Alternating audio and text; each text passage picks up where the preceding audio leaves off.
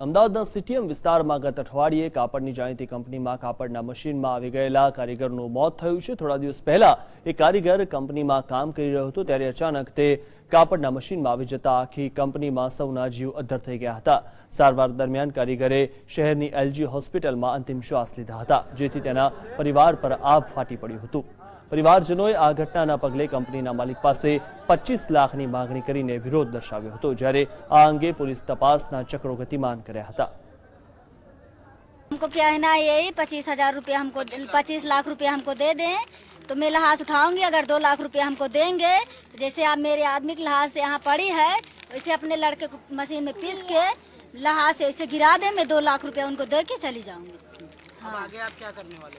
हम कुछ नहीं करने वाले, पुलिस केस नहीं करेंगे, सिर्फ हमको 25 लाख रुपया दे दें पहले बस। हाँ, काम करतो हशे, हूँ ना पण अमारे कॉन्ट्रेक्ट सिस्टम है बराबर, एमां काम करतो हशे अने हमणां देशमां गयो तो ए आव्यो 5 तारीखे ज भाई, एनी हाजरी छे, एने हाजरी पोलीसने बी बताव्युं छे। आपणे पोलीसनो जवाब ए पोते जवाब ए वखते गया शनिवारनो छे, एटले ए तो बोलतो तो चालतो तो बधुं हतुं बराबर, एमां कोई बीजुं एन्जॉय नहोतुं थयुं, खाली અહીં ઘસાઈ ગયો તો અને આમ ફ્રેક્ચર જ હતા નાના મોટા। પણ હવે નસીબ જોગે આ તો ભગવાને કર્યું, એ જે કર્યું એ, પણ કહેવાનો મતલબ અમે કોઈ ના નથી પાડતા।